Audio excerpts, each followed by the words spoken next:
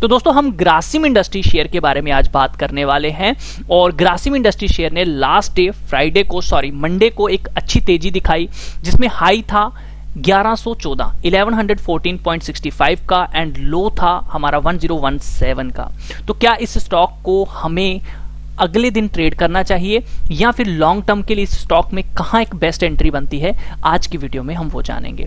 सबसे पहले लेकर चलता हूं आपको चार्ट्स के ऊपर। तो यहां पे आपको देखने को मिलेगा वन डे के बेसिस पे अगर आप इस चार्ट के अंदर देखते हैं तो इस स्टॉक ने जो हाई मारा था उससे काफी नीचे जाके ये क्लोज हुआ है।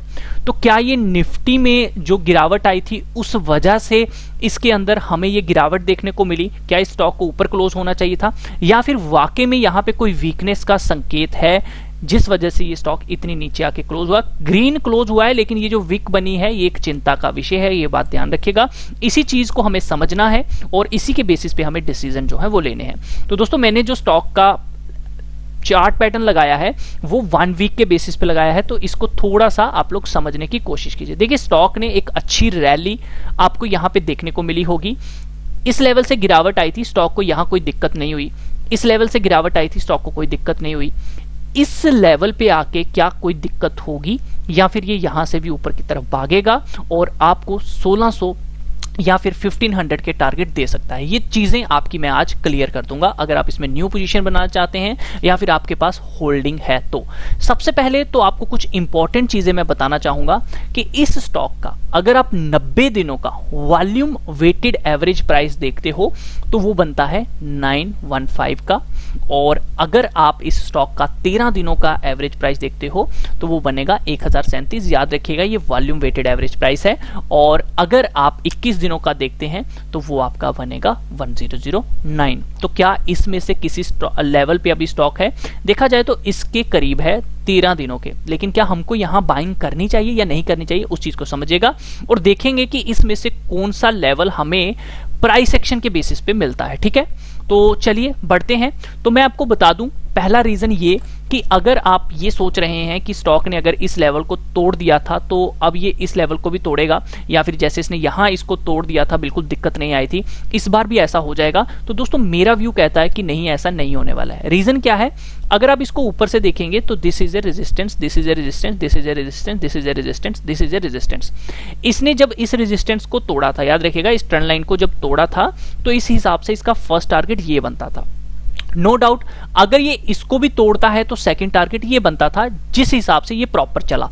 जब इसने इसको तोड़ा इसने ये भी लगा दिया। ठीक है, अब देखिए इंपॉर्टेंट चीज, जब ये इस रैली के हिसाब से चल रहा था ना तो हमको कोई भी ऊपर से ट्रेंड लाइन नहीं थी, बट अगर आप अब नोटिस करेंगे तो आपको दिखेगा कहीं ना कहीं ये एक रेजिस्टेंस की ट्रेंड लाइन है जिसको इसने क्रॉस किया है। देखा जाए तो यहां पर इसने क्रॉस किया है 1052 के लेवल को, बट ऊपर से अगर आप इसको रेफरेंस के तौर पे इस लाइन को लेते हो तो वो लेवल हमारा बन जाएगा 1100 का लेवल ये बनेगा। तो हम कह सकते हैं नियर अराउंड जो हाई लगा है वहीं। ठीक है, तो मेरे हिसाब से देखिए अभी हमें ऊपर की साइड से दो रेजिस्टेंस है। पहला रेजिस्टेंस ये वाला हॉरिजेंटल लाइन का, दूसरा रेजिस्टेंस ये ट्रेंड लाइन का। तो इस हफ्ते हमें ये देखना होगा कि ये स्टॉक कहां पे क्लोजिंग देता है।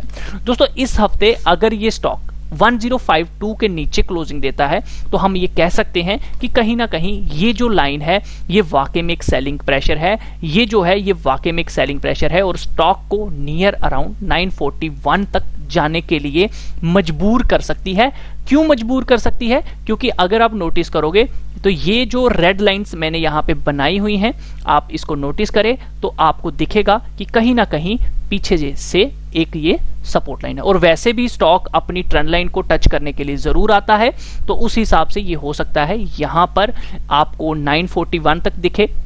इस हिसाब से यहाँ पे आप देखिए कि ये 897 या फिर 941, और हमारा अगर आप ये वॉल्यूम वेटेड एवरेज प्राइस देखते हैं तो वो भी 915 कुछ का बन रहा है, 915 का।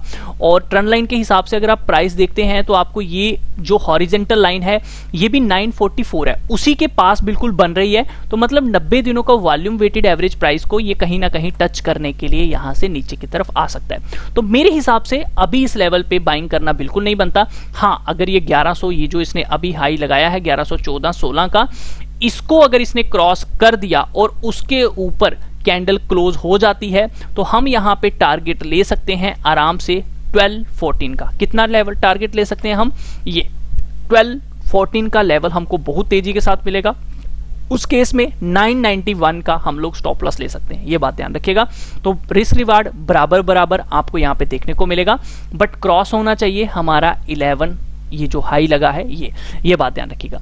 बाय ऑन डिप्स जो मेरी रिकमेंडेशन रहेगी वो रहेगी कि आप इस स्टॉक को 915 से लेकर 940 के बीच में बाइंग करना चाहें तो कर सकते हैं। एक तो हमारा ये लेवल क्या बनता है, ये हमारा वॉल्यूम वेटेड एवरेज भी प्राइस भी बनता है और ये हमारा सपोर्ट भी बनता है।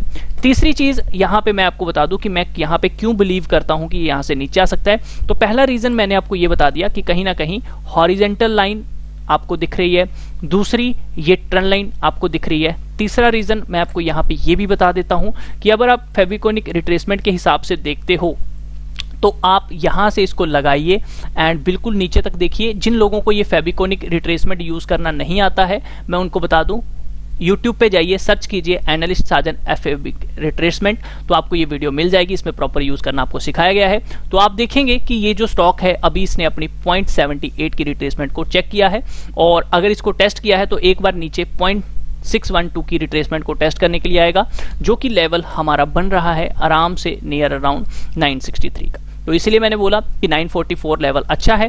तो आप लोग अगर बाइंग करना चाहते हैं तो बिल्कुल 914 से लेकर 940 के बीच में बाइंग कीजिए, तो वो काफ़ी अच्छा रहेगा। स्टॉप लॉस होना चाहिए 860 रुपीज़ का। कितना मैं यहाँ पे लिख देता हूँ, स्टॉप लॉस मैक्सिमम 860 रुपीज़ का लेके चलिए, ये बिल्कुल ना लेके चलिए। बाइंग बेस्ट प्राइस 915 से लेकर 944 के बीच में आपका होना चाहिए। इसके ऊपर का प्राइस अगर आप लेना चाहते हैं तो आप जब तक ये हाई क्रॉस नहीं होता तब तक बिल्कुल बाय मत कीजिए। अगर ये हाई क्रॉस हो जाता है तो फर्स्ट टारगेट आप 11-14 का 12-14 का लेके चलिए और उसके बाद ये स्टॉक आपको बड़ी तेजी के साथ 1400-1600 के लेवल देख सकता है। ये जो ट्रेंड लाइन है ये कैसी आई अब मैं आपको ये भी यहाँ पे बता देता हूँ। तो अगर आप देखेंगे तो कहीं ना कहीं ये जो ट्रेंड लाइन है इसकी एक पिछले काफी टाइम की 2005 की ट्रेंड लाइन है जो ब्रेक हुई थी इस लेवल पे, और आज तक ये स्टॉक इस ट्रेंड लाइन को टच जो था एक बार करने गया था और फिर वहीं से नीचे गिरावट आई थी। सो आई होप कि ये दोबारा इस ट्रेंड लाइन को टच करने की कोशिश करेगा। तो लॉन्ग टर्म जो इन्वेस्टर्स हैं इसके अंदर वो 707 रुपए का स्टॉप लॉस तो नहीं डालेंगे। मुझे लगता है कि 861 का आप स्टॉप लॉस रख सकते हैं। डबल और उससे भी बड़ा स्टॉप लॉस रखना चाहते हैं तो लॉन्ग टर्म के लिए 702 रुपए का आप एसएल लेके चलिए।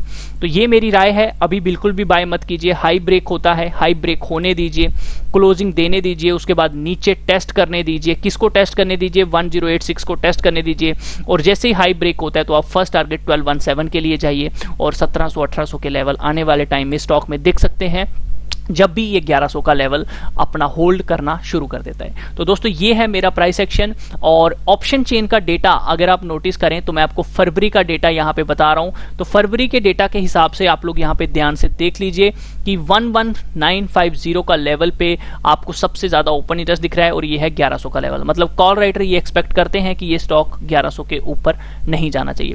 पुट राइटर ने अभी कोई भी पोजीशन इतनी बड़ी नहीं बनाई है, उन्होंने काफी नीचे के साइड पे 900 के लेवल पे पोजीशन बनाई है। इसका मतलब कहीं ना कहीं उनको लगता है कि 900 तक ये स्टॉक जा सकता है, बट ये इंपॉर्टेंट लेवल नहीं है हमारे लिए। कॉल राइटिंग बहुत ज्यादा इंपॉर्टेंट है क्योंकि ये अभी कुछ भी ओपन इंटरेस्ट नहीं है। 12350 कुछ भी नहीं होता है तो इसको हम इतनी इंपॉर्टेंस नहीं देंगे। हाँ, अगर हम ये एक्सपेक्ट करते हैं कि ये स्टॉक एक अच्छी मूवमेंट देगा तो दोस्तों हमें कहीं ऊपर के साइड पे 1050 के 1090 पे अगर बहुत ज्यादा पुट राइटिंग देखती है, यहाँ पे काफी ज्यादा 1 लाख का ओपन इंटरेस्ट आपको यहाँ दिखता है और यहाँ ओपन इंटरेस्ट कम हो जाता है, तो इसका मतलब ये हम एक्सपेक्ट कर सकते हैं कि 1100 का लेवल टूट जाएगा। लेकिन अभी हमें पुट राइटर की कोई भी पोजीशन देखने को नहीं मिल रही है, तो इसी बेसिस पे मुझे लगता है कि अभी 1100 का लेवल भी नहीं टूटेगा। तो देखिए मेरे पास यहाँ पे कितने रीजन हैं। पहला हॉरिजॉन्टल लाइन, दूसरा आपकी ट्रेंड लाइन, तीसरा आपका फेविकोनिक टूल, चौथा आप लोगों की ऑप्शन चेन। जब 3 रीजन मिलके आपको ये चीजें बता रहे हैं तो आप इसको कैसे बाय कर सकते हो। तो इसमें अभी आग लगना बाकी है, लेकिन आग लगेगी। थोड़ा वेट कीजिए, थोड़ा नीचे आने दीजिए और तब बाय कीजिए। सेफ प्ले खेलना चाहते हैं तो जब भी 1100 के ऊपर निकले आंखें बंद करके बाय कीजिए और फिर आपको एक अच्छा टारगेट 1200 का मिल सकता है। लेकिन तब तक उसमें भी आपको बड़ी सारी चीजें देखनी होंगी, जैसे ऑप्शन चेन का डेटा है वो देखिए, तो आपको थोड़ी सी हेल्प मिलेगी। बस ऑप्शन चेन जब पुट राइटर ऊपर के लेवल पे आना शुरू हो जाएंगे तभी आप एक बाइंग जो है इसके अंदर कीजिए। अभी के लिए मुझे लगता है कि ये जो हाई लगा है ये ब्रेक अगर हो जाता है तो फिर इसमें अच्छी रैली दिखेगी, अदरवाइज ये ऊपर की रैली अभी नहीं दिखा पाएगा। तो मिलता हूं नेक्स्ट वीडियो में। ये जो डेटा पॉइंट्स मैं इकट्ठा करता हूं, जो आपको मैं एक्सेल पे दिखाता हूं, आप इनको अगर डाउनलोड करना चाहते हैं तो आप समझ आएगा .in पे जाइए, आपको डिलीवरी का डेटा, कुछ भी डेटा चाहिए, आराम से मैंने सारे NSE के लिंक दिए हुए हैं, आप यहां से डाउनलोड कर सकते हैं। मिलता हूं नेक्स्ट वीडियो में, तब तक के लिए अपना ख्याल रखिए।